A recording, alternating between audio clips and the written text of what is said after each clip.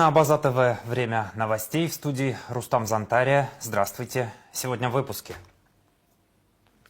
В Сухуме прошло 20-е заседание Межправительственной комиссии по социально-экономическому сотрудничеству между Российской Федерацией и Республикой Абхазия.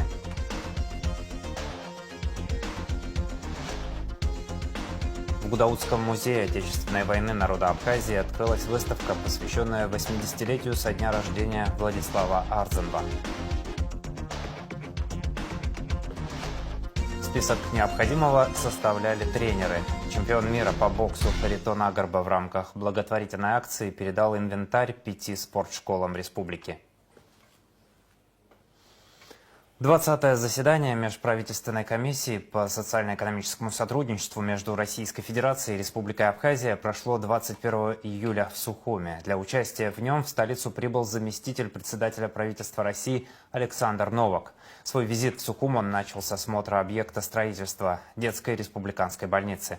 Подробно о том, как прошла рабочая поездка членов правительства России в Абхазию, в репортаже Марианны Котовой. Начал свой визит в Сухум заместитель председателя правительства России Александр Новак с посещения строительства детской республиканской больницы. Ему доложили о том, что объект будет сдан в 2026 году, а текущая его стоимость более 700 миллионов рублей. Каркас собран полностью.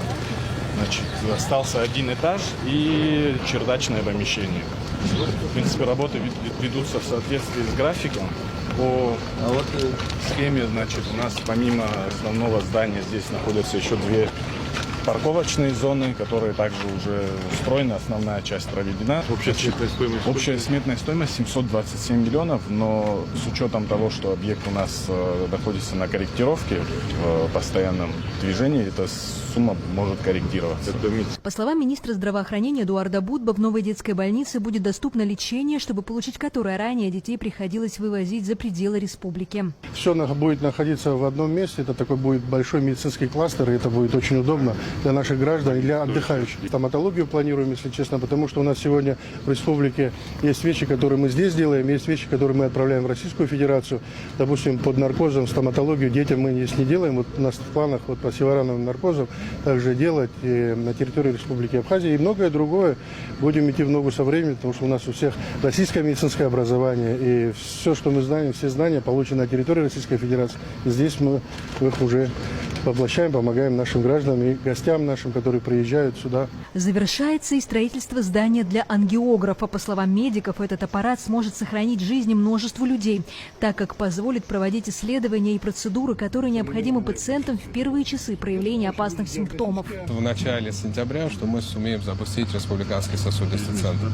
Да, до 750 пациентов в год по нашим подсчетам выезжают за пределы республики, то есть это довольно большое количество. На территории Республики Абхазия такого оборудования не было, это впервые за 30 лет.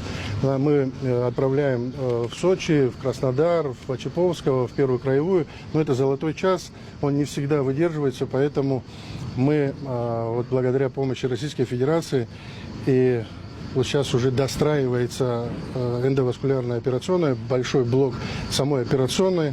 Сегодня вот пришли дополнительно еще и вентиляция, и все необходимое оборудование. И специалисты есть, и Российская Федерация присылает сюда главного внештатного специалиста, бойцов был академик, и специалисты приедут на первом этапе, нам помогают, будут помогать и хирурги, и реаниматологи. Мы попросим на первые несколько месяцев, вот, чтобы мы закрыли свои сложности. Но у нас есть местные специалисты, которые прошли обучение и работали. Затем российская делегация отправилась на встречу с президентом Бадрой Гунба. Узким составом они обсудили итоги программы социально-экономического развития Абхазии на 2022-2025 годы. ВВП растет очень динамично и достиг более 90 миллиардов рублей. Если сравнивать опять-таки с 2020 годом, это плюс 187%. Это довольно-таки серьезные показатели, которые показывают и отражают реализацию тех программ, которые мы совместно реализовываем. Александр Новак, в свою очередь, отметил увеличение товарооборота между странами, причем то, что экспорт продукции из Абхазии также показывает рост. За последние 4 года успешно реализовывалась социально-экономическая программа по развитию Республики Абхазии. Действительно, на 60% вырос объем торговли между нашими странами. И даже мы наблюдаем в 2025 году уже по результатам нескольких месяцев этого года прирост торгового оборота составил более 30%. И что важно, это не только экспорт из России, а значительно увеличился экспорт из Абхазии в Россию продукции. И это говорит о том, что экономика развивается, и Россия оказывает поддержку социально-экономическому развитию Республики Абхазия, потому что Республика Абхазия для нас надежный и дружественный партнер. Новак подчеркнул как немаловажный факт поддержку специальной военной операции Абхазии, а также большую роль республики в оказании гуманитарной помощи пострадавшим в результате боевых действий. У нас общие идеи, общие инициативы, одинаковый взгляд сегодня на ситуацию в мире, на то, что мир должен быть многополярным. Мы благодарим отдельно Республику Абхазия за поддержку России в рамках специальной военной операции и ценим участие абхазцев в этой операции. Комиссии по социально-экономическому сотрудничеству между Россией и Абхазией. Сначала стороны подвели итоги прошлых лет, отметив рост экономики, товарооборота и расширение инвестпрограммы. На текущий момент по итогам уже анализа 2024 года уровень ВВП в Республике Абхазия составил 90,2 миллиарда рублей, что почти в 2 раза превышает запланированный государственной программой показатель и в 2,9 раза превышает аналогичный показатель по итогам 2020 года, что также говорит об эффективности реализации программных мероприятий. Увеличен объем собственных доходов государственного бюджета. Согласно итогам 2024 года объем собственных доходов бюджета Республики Абхазия составил 12 миллиардов рублей. Аналогичный показатель запланированной государственной программы составлял 7,37 миллиардов рублей. Увеличение данного показателя также позволило изменить соотношение в структуре доходов государственного бюджета, доходов Республики Абхазия и поступающей финансовой помощи от Российской Федерации. По итогам 2020 года объем финансовой помощи занимал в структуре доходов бюджета Республики Абхазия 48%. По итогам 2024 года данная доля сократилась до 32%. По словам заместителя министра экономического развития России Сергея Назарова, на следующие годы необходимо ставить более амбициозные планы. Тем более, что средства на развитие есть и будут продолжать поступать в республику. По решению президента Российской Федерации на основании обращения Бадра Зурабовича в этом году республике выделена дополнительная помощь в общем объеме 3 миллиарда рублей. За счет этих средств планируется профинансировать. Это ремонт 22 дорог в населенных пунктах республики в размере 1 миллиарда. И на сегодняшний день, собственно, ведется работа, наверное, в окончательной стадии по утверждению смет. И я надеюсь, что в ближайшее время нам удастся вместе с коллегами освоить эти средства, потому что важное социальное направление – ремонт дорог. Значит, 1,6 миллиарда в этом году, 1,76 миллиарда будут профинансированы обязательства, в том числе переходящие с прошлого года. Из них 975 миллионов рублей на цели социально-экономического развития. Значит, и 789 рублей на реализацию инвестпрограммы. 200 миллионов на повышение, точнее, на проведение ремонтно-восстановительных работ в зданиях Национальной картинной галереи. 53 миллиона рублей – это финансирование расходов, связанных с осуществлением ежемесячной выплаты по 5000 рублей к учителям русского языка и литературы образовательных учреждений общего образования Республики Абхазия, начиная с 1 января текущего года.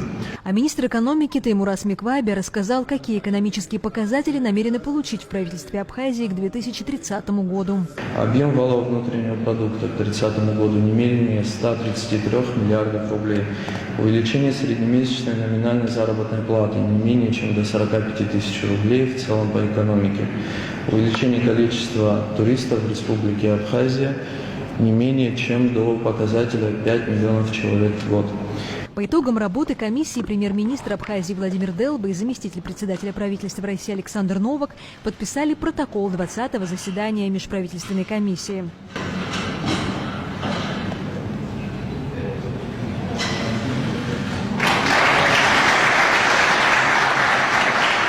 словам премьер-министра Абхазии Владимира Делба, можно смело утверждать, что программа экономического взаимодействия Абхазии и России в 2022-2025 годах успешно выполнена. Хотя еще до конца текущего года у нас полгода, есть 6 месяцев, но уже сегодня с удовлетворением можно отметить, что заданные целевые показатели по реализации программы 2022-2025 в основном достигнуты. Особо было на заседании отмечено и результаты инвестиционных проектов, которые реализуются на территории Республики Абхазия, среди которых самый важный инфраструктурный проект – это восстановление авиасообщения, реконструкция аэропорта и восстановление авиасообщения между Российской Федерацией и Республикой Абхазия. Программы поддержки малого и среднего предпринимательства, социальная поддержка и другие меры оказания помощи республике со стороны России будут продолжаться. К 1 октября стороны намерены разработать такую программу, а в ноябре подписать по ней соглашение. Будут также оказываться меры поддержки по развитию малого и среднего бизнеса со стороны Российской Федерации по предоставлению льготного кредитования, по обеспечению социальных выплат. И мы сегодня подробно обсудили в том числе и эти вопросы. Договорились, что такая программа будет разработана к 1 октября, а к 1 ноября она будет утверждена. Ну и, конечно, вы затронули ряд других направлений, очень важных для Республики Абхазия. Это совершенствование деятельности в электроэнергетической сфере.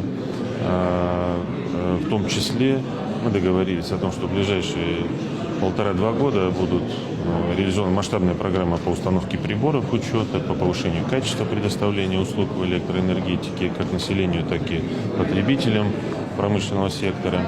Мы обсуждали вопросы реализации инвестиционных проектов, о которых только что председатель правительства сказал, это касается различных сфер деятельности.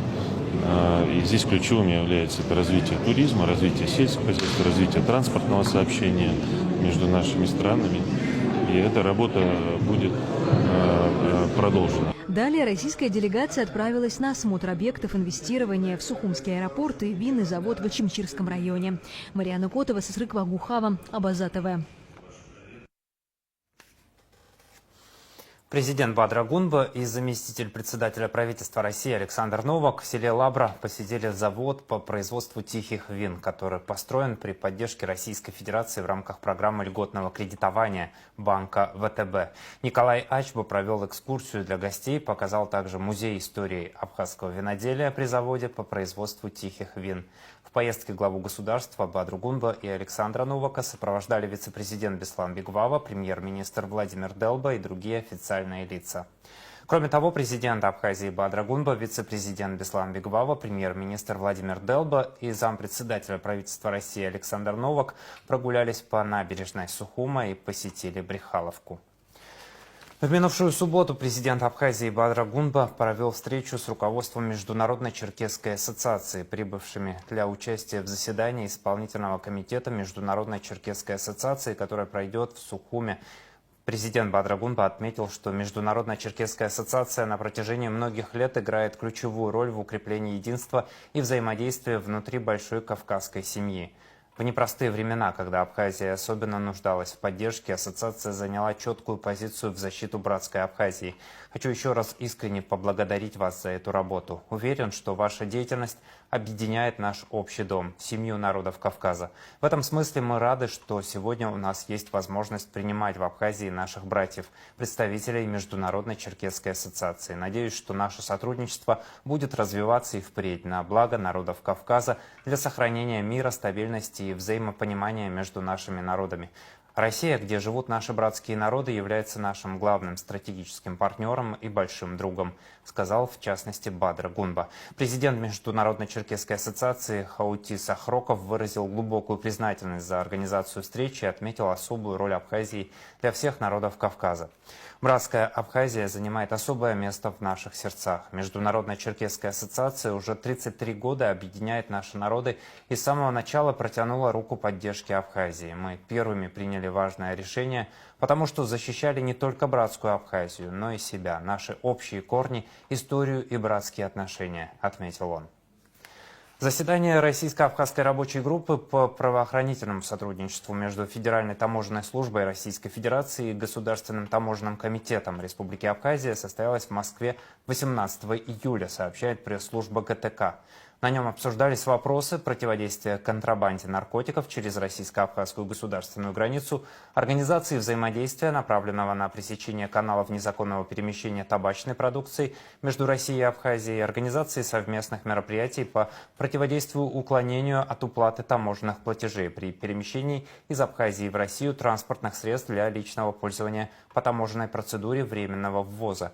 Организации правоохранительными подразделениями таможенных служб России и Абхазии совместных мероприятий в целях пресечения незаконного перемещения через российско-абхазскую границу оборудования для извлечения криптовалюты.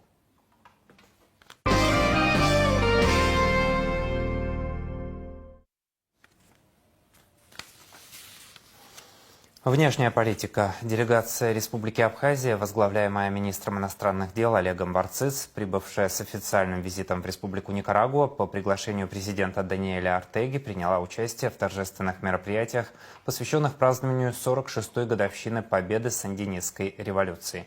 На полях официальных мероприятий глава МИД Абхазии Олег Барциц передал президенту Республики Никарагуа Даниэлю Ортеге приветственное послание от президента Республики Абхазия Бадры Гунба. Кроме того, состоялась дружеская беседа министра иностранных дел Республики Абхазия с министром иностранных дел Боливарианской Республики Венесуэла Иваном Хилем Пинто. Министры выразили обоюдную заинтересованность в интенсификации двустороннего межгосударственного взаимодействия и обменялись мнениями о дальнейших практических шагах по широкому кругу вопросов, представляющих взаимный интерес. В ходе встречи Олег Барциц пригласил своего венесуэльского коллегу Ивана Хиля Пинто посетить Республику Абхазия с визитом в любое удобное время. Информация спасателей. 8 человек эвакуировали из каньона реки Хашупсе в Гагарском районе. Накануне 20 июля группа из 6 россиян и 2 местных граждан проходила по туристическому маршруту в каньоне Хашупсе. Во время прогулки из-за сильного ливня резко поднялся уровень воды в реке, сообщили в МЧС. Люди не смогли самостоятельно выбраться из водной ловушки и позвонили спасателям. Сотрудники ПСО по охране Гагарского района выехали на место происшествия в 15:20, обойдя каньон по хребту. Спасатели спустили веревки со склона горы и подняли людей наверх, уточнили в ведомстве. В МЧС отметили, что пострадавших нет.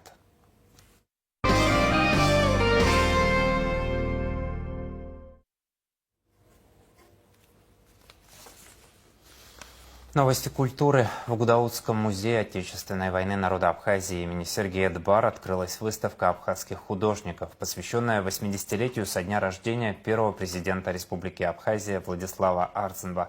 Экспозиция включает живопись, графику и скульптуру. Свои работы представили как признанные мастера, так и молодые авторы. Выставка организована при содействии Союза художников Абхазии и будет открыта до конца лета. Подробности у Заура Кварчи. Свет, застывший в мозге, и тишина, говорящая линией. В Гудаутском музее Отечественной войны народа Абхазии открылась выставка, посвященная 80-летию со дня рождения Владислава Ардзинба, первого президента, ученого, человека, изменившего судьбу страны. В экспозиции более 40 работ – живопись, графика, скульптура. Их авторы – абхазские художники разных поколений, от признанных мастеров до тех, кто делает первые шаги в профессии. Это очень интересное и важное событие. Это такая вот, наверное, децентрализация художественной жизни, потому что мы привыкли, что выставки абхазских художников, они в основном проходят в Сухуми, проходят и в выставочном зале, и на других площадках. А такая вот инициатива, которая поступила от музея, который Союз художников поддержал, на мой взгляд, она закладывает такую вот хорошую традицию, когда эти выставки можно посмотреть по всей Абхазии. И экспозиция здесь будет до конца лета. И я думаю, что не только жители Гудауты, но и гости, туристы, все, кто сюда придут, они смогут посетить и увидеть такое вот очень разноплановое, очень разнообразное творчество абхазских современных художников. Символично, что выставка проходит именно здесь, в музее, история которого неотделима от имени Владислава Ардзинба. Он был инициатором создания этих залов и всегда поддерживал искусство как часть национальной идентичности. Сегодня здесь современное искусство Абхазии, многоголосое, искреннее и живое. Владислав Григорьевич Ардзинба, ихидза амырдзраза, адунея занижит, згриха, Ярайчынт ажлари рыдыргоз ипсадгылы курхари, ипсепш бзиибоз ипсадгылы. Абри музей казаадзомаз Владислав Григорий Падахмыцхразге.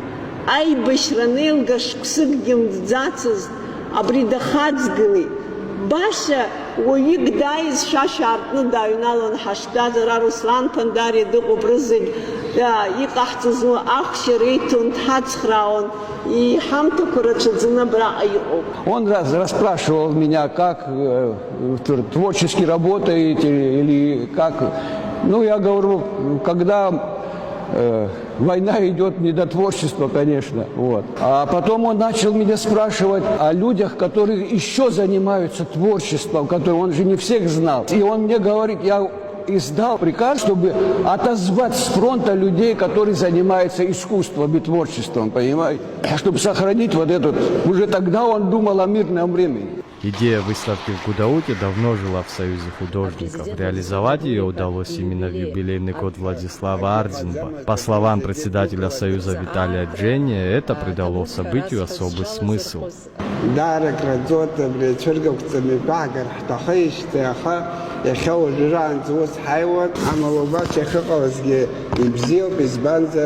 Владислав Григорьевич يشوف صوب برياكور شنو يخلص بريكي تزكك عم الزرق خب حرا حبس وحكولتورا عايز حرزة هنا وладислав يا قيمتا زي متبزح حقيقة زمز تبريز زي قوكلا دزقنا بس حرقية خبرية يختل يخاحرتو دار الزحقوه.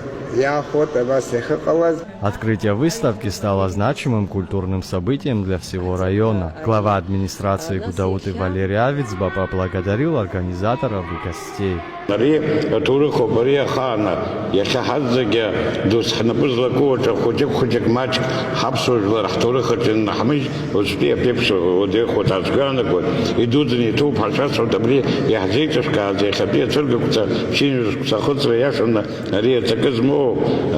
نسحرجة وسبلان سيرباني حمو بينارت بانا برات شبرام زيبر زحنا براو Владислав Григорьевич районоча бас инарт بانا يجدن яшана хадгалар бас хгуйто.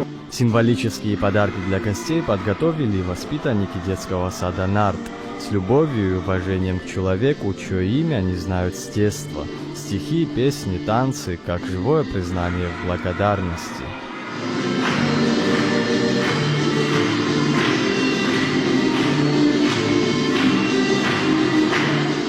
Выставка в Гудауте, посвященная 80-летию со дня рождения Владислава Ардзинба, будет работать до конца лета. Это возможность почувствовать, как мыслит современное абхазское искусство в диалоге с прошлым и настоящим. Заур Кварджа, Абазатовы. В Пицунде проходит торжественное закрытие фестиваля Гранд Опера Гала-7. Организаторы приглашают зрителя вновь окунуться в незабываемую атмосферу концертного зала в Пицунском храме. Для вас прозвучат нежный и изумительно голос Зарины Абаевой, бархатный баритон Саида Габечия под аккомпанемент величественного органа под руководством Луки Гадели.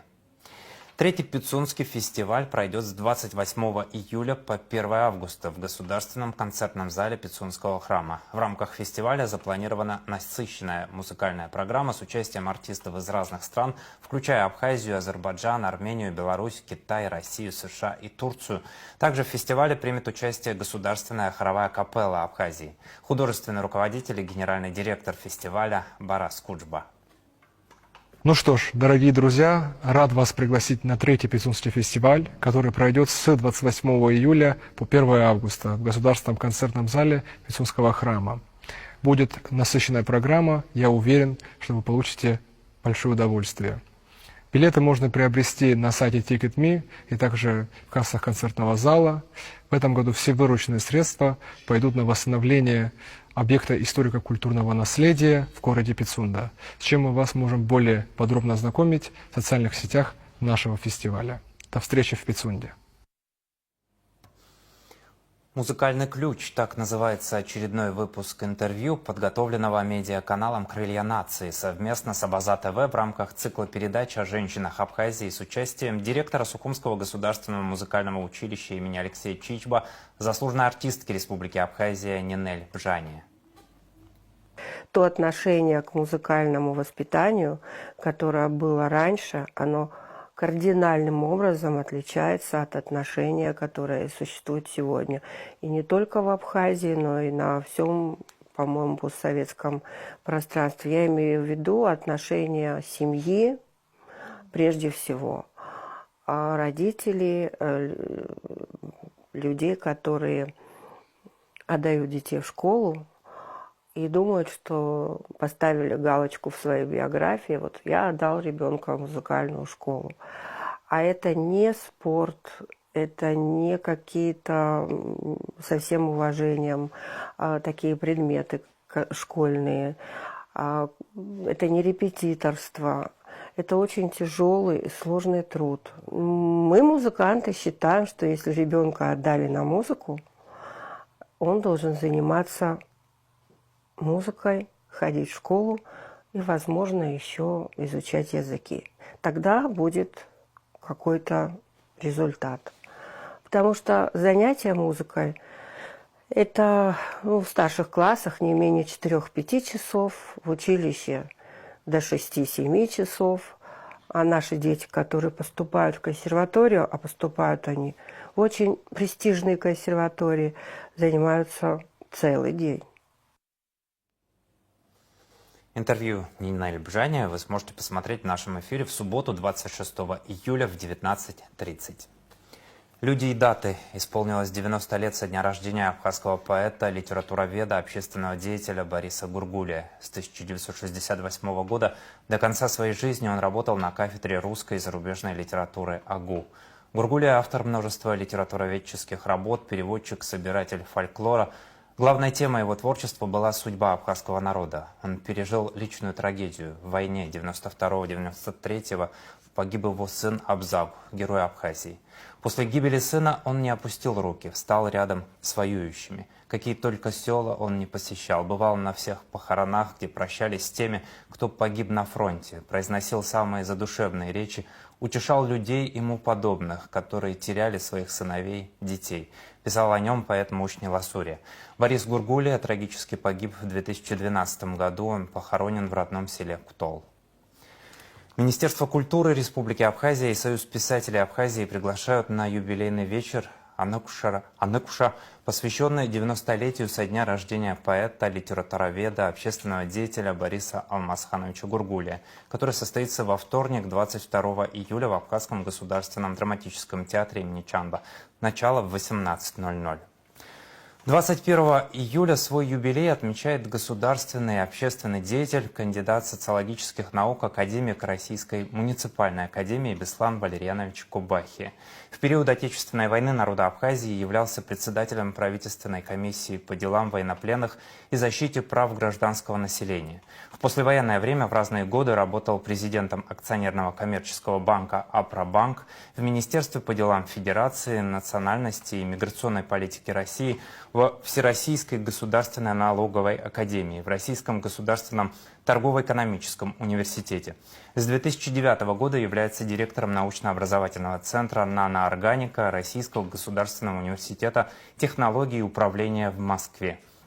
Кубахи – вице-президент Российской ассоциации биологической, продовольственной и экологической безопасности, является координатором международного движения по защите прав народов и действительным членом Московского евразийского клуба, автор многочисленных статей и публикаций. Образование и сотрудничество. Школьники из Абхазии приняли участие в фестивале науки во Всероссийском детском центре «Смена». На территории «Смены» организовали 30 интерактивных площадок. Дети разгадывали головоломки, проводили опыты, ставили эксперименты, участвовали в интеллектуальных соревнованиях. Кроме того, они смогли обсудить интересующие вопросы с директором астрономической обсерватории Иркутского госуниверситета, доктором физико-математических наук Сергеем Язевым. Фестиваль организовал Адыгейский госуниверситет в рамках проекта «Наука вокруг». Открытия продолжаются при поддержке Минобрнауки России. В мероприятии участвовали более 1000 школьников из России и Абхазии. Цель проекта – продвижение достижений российских ученых, формирование научной картины мира у школьников. Центр идейно-нравственного воспитания появится в Абхазии. Он будет готовить педагогов-наставников для абхазских школ, рассказала в интервью «Спутник» министр просвещения Хана Гунба. Заявки принимаются с сегодняшнего дня. Необходимо заполнить анкету на сайте министерства и пройти собеседование. Гунба уточнила, что программу не введут к 1 сентября. Сначала наставников нужно обучить. Они пройдут курсы здесь с нашими учителями, профессорами, с работниками педагогики Академии наук, после чего пройдут подготовку в Центре образования «Артек», добавила она. В центре Сухума в парке имени Тараса Шамбо открыли новую детскую площадку. Сотрудник компании подрядчика «Спорт Ин Юг» Александр Будный сообщил Абснепресс, что всего в Сухуме построено 5 подобных площадок. Заказчиком проекта является Краснодарское региональное отделение «Россия молодая». Завершение работ на всех остальных площадках планируется на следующей неделе, сказал Будный. Детская площадка оснащена 2 качелями, горкой, лазалками, балансиром и каруселью. О спорте. Чемпион мира по боксу Харитон Агрба в рамках благотворительной акции передал инвентарь спортшколам в Гагре, Гудауте, Новом Афоне, Сухуме и в Гурыбском районе. Среди подарков боксерские груши, набивные мячи, гантели, гири, перчатки. Подробнее в репортаже Алисы Адлейба. Боксерский зал Сухуми получил в дар спортивный инвентарь, включающий гири, гантели, мидболы, перчатки, шлемы и многое другое.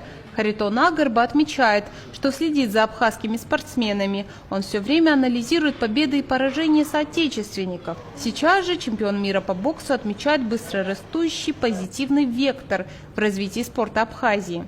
Однако, когда сам посещает залы, то видит и пробелы, которые хотелось бы заполнить и помочь молодому поколению. Возникла идея поддержать, в первую очередь, сейчас наших спортсменов, боксеров.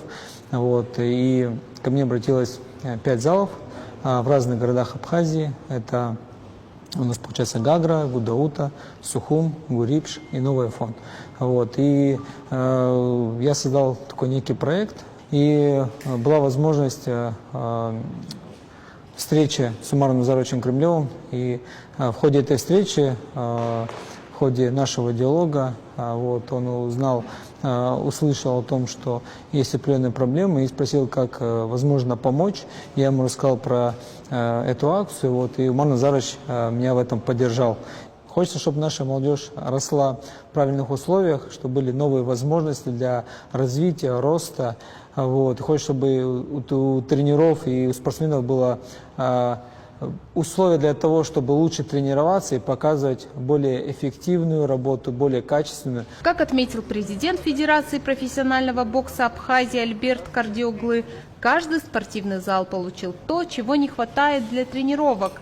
Список, который необходимо было пополнить, составляли старшие тренеры. По инициативе Харитона Агрба, нашего именитого профессионального боксера, проходит такая акция. Международное руководство Федерации бокса в лице Умара Кремлева оказало помощь абхазскому боксу оснащением инвентаря городам Абхазии, во всем мире, можно сказать. Залы оборудованы различным инвентарем, полезным, который нужно. И, естественно, мы не можем работать только в одном направлении, надо развиваться. И есть новые виды инвентаря, которые необходимы для бокса. Как говорят боксеры, бокс объединяет. Эта цитата сопутствует всей акции Харитона Агрба. Боксерский зал в Сухуме получил 6 мидболов, магнитную лестницу, боксерский мешок и многое другое. Важность всего этого, конечно, оно безгранична, так как сегодня 5 залов в различных городах получат инвентарь, который необходим сегодня нашим детишкам, благодаря которым мы будем тренировать их, и наши тренировки станут намного качественнее. И я думаю, что это шаг к тому, что мы будем идти выше и к высоким нашим достижениям в спорте. Харитон Агарба пожелал нашим спортсменам развития и карьерного роста. Он надеется, что полученный инвентарь поможет молодым ребятам выходить на международный уровень. Алиса Адлиба, Торни Камичба, Абаза ТВ. Абхазская теннисистка София Тарба одержала победу в рамках российского теннисного тура в городе Горячий Ключ. Участники турнира, спортсмены из разных городов России. На турнире было 8 сеянных игроков. София провела 5 победных встреч и в финале встретилась со спортсменкой из города Брянск Викторией Крыкиной, где одержала уверенную победу в 2 сетах со счетом 6-1, 6-2. Тренирует Софию заслуженный тренер России Татьяна Зинина. Внимание, воды не будет. Столичный водоканал сообщает, что в связи с ремонтом водовода во вторник, 22 июля, с 0 до 15:00 будет прекращена подача воды в районах города Сухум. Село Дзыгута, Кадорское шоссе, Турбаза, улица Апсильская, улица Братьев Зонтария. Сейчас о погоде.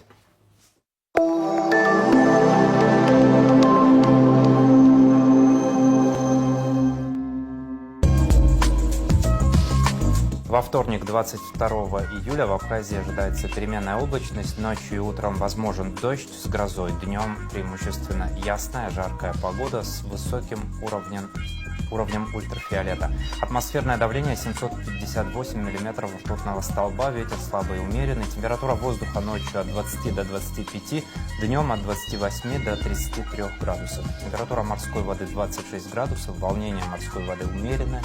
Относительная влажность воздуха от 70 до 90%.